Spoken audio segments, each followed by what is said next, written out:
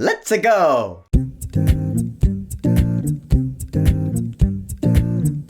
The Super Mario Bros. Movie. So the Super Mario Bros. Movie is based on the world-famous iconic Super Mario Bros. Video game franchise, literally the most famous of all time. It's brought to us by Illumination Entertainment, the studio behind Despicable Me, Secret Life of Pets. And in this movie, we have brothers Mario and Luigi. They're a couple of plumbers from Brooklyn. They get sucked down a pipe into a magical world where the evil King Bowser is causing problems. He wants to take over the Mushroom Kingdom, which is ruled by Princess Peach, and so Mario has to save the day. I'm a big Super Mario fan. I love a good Mario game. I've reviewed a couple on my channel. And so when this movie was first announced back in 2021, I made a video on that and I was like, I don't know what to think. But with every trailer and marketing that came out, I was looking forward to it more and more because I loved what I saw. Eventually this became like one of my top anticipated movies of the year. Kinda sad that the hype is over now because that was a lot of fun. But now that I've seen the movie, what are my thoughts on it? Dude, yeah! I had a great time with this movie. It's not perfect, which I know, that does really bum me out. I was hoping to just absolutely love this movie, like 10 out of 10. It's not a 10 out of 10. I mean, as a Mario fan, yeah, it's an 11 out of 10. I loved all the Mario stuff in this movie. But you know what I love even more than Mario?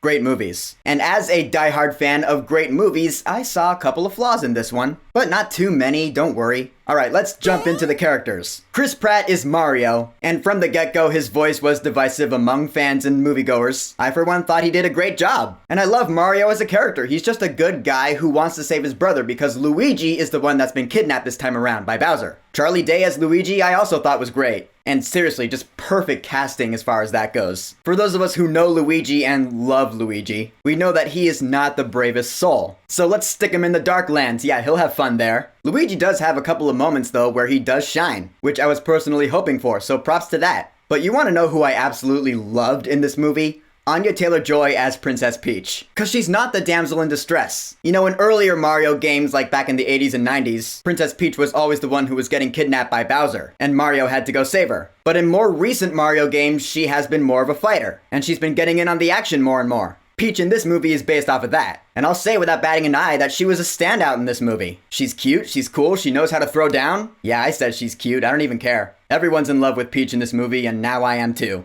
I even like Keegan-Michael Key as Toad. That was the casting when I first heard. I was like, that's not good casting. Then I heard his voice in the trailer and it's not his normal voice. It's like a pitched up kind of voice. And I was actually surprised to learn that the voice is not actually pitched up like in post-production. He's actually doing that high voice. That's impressive. And Toad had some pretty funny comic relief. The one character that I liked but didn't love was Seth Rogen as Donkey Kong. I mean, I love the fact that they included Donkey Kong in this movie, because as we all know, Mario made his very first appearance in the game Donkey Kong back in 1981. So let's get Donkey Kong in the first real Mario movie. But my thing about him though is that while everyone else is doing a kind of voice for their character, Chris Pratt's doing a Mario voice, Charlie Day's doing the same kind of voice, Jack Black's doing a Bowser voice, I'll get to him in a second. Seth Rogen's Donkey Kong just sounds like Seth Rogen, you know what I mean? You got the cat box! Oh my... I'm sorry. Okay. Now you die. I'm not saying he's bad casting, he's actually really good casting. And I like DK as a character, because he is and forever will be Mario's rival. I just would have liked to have heard Seth Rogen do a DK kind of voice, whatever that may entail. That's all I'm saying, really. But alright, now let's talk about Jack Black as King Bowser. Dude is another standout, oh my goodness. You can tell Jack Black had a blast recording his lines for this movie. There are definitely some moments with Bowser where he steals the entire movie. I mean, sure, he had some funny moments, but also he is pretty bad, he's evil. There were a couple of scenes where I was like, oh my god, I can't believe he just did that. That looked painful. I will say, as far as his motivation goes, it's accurate, it's loyal to the games, but there was still something about it where I was like, I think that could have been done a little better. I'm keeping it vague because the trailers don't really touch on it. But nevertheless, Jack Black as Bowser, awesome. Alright, now like I said, I thought this movie was a great time. The story is really good. It's simple, it's to the point. It's a bit formulaic, sure. But I mean, what do you expect? It's a kid's movie for kids. It's Illumination. And yeah, there is a lot of fan service in this movie. If you're a Super Mario fan, then this movie's gonna be like a big Easter egg hunt. Because throughout the entire movie, I was going, oh, there's that, I know that from that game. Which you'll never hear me complain about. And besides, it doesn't feel like the movie relies on those Easter eggs. The story and the characters are still good. Plus, I mean, can you really call it fan service if it's a Mario movie in the Mario world? Like, they have power-ups, oh, there's a super mushroom. Is that fan service? No, it's not, because it's just part of that world. but there are still definitely some references and Easter eggs that I could count as fan service. I'm just saying. The animation in this movie is great too. I love seeing everything there was to see in the Mario world, from the Mushroom Kingdom to Bowser's Kingdom, and everything in between. Illumination just keeps getting better and better with their animation. I gotta commend that. That deserves to be recognized. From the lighting to the camera work to the design of everything, this movie definitely did the world of the Mario games justice. I felt like I was in the Mushroom Kingdom with Mario and the Toads, the kingdom I've known in the games all my life. And alright, here it is. If you're not a Mario fan, if you have never played a Mario game in your life somehow, then you just won't like this movie as much. It's that simple. That's just logic. But I'm a fan, so I like seeing all the Mario stuff, sue me. Now here comes the part where I list my gripes with the movie, so I apologize for the next couple minutes or so.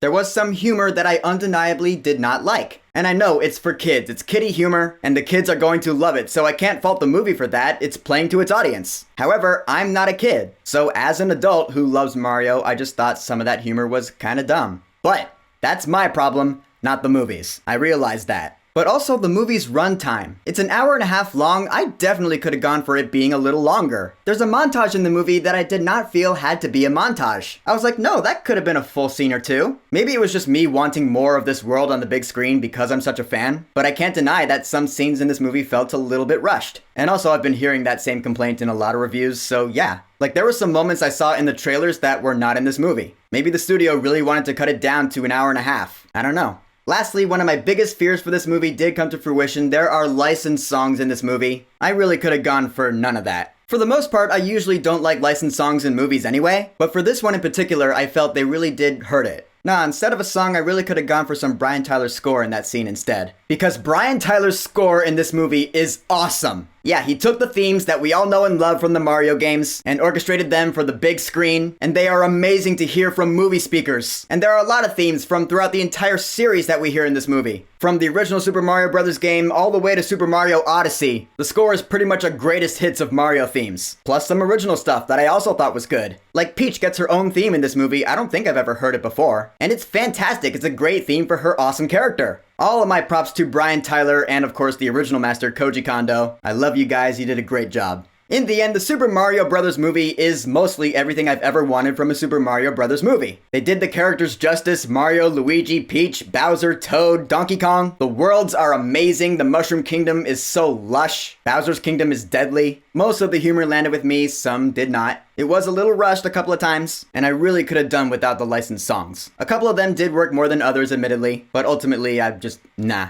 But as a Super Mario fan, I loved it. I loved all the fan service. I can't wait to see this movie again. And for the Super Mario Bros. Movie, I will say, go see this movie while it's in theaters. And there is a mid-credit scene and a post-credit scene. Definitely stick around for the post-credit scene. So, the Super Mario Bros. Movie. Have you seen it yet? What are your thoughts on it? Whatever you think, go ahead and leave a comment.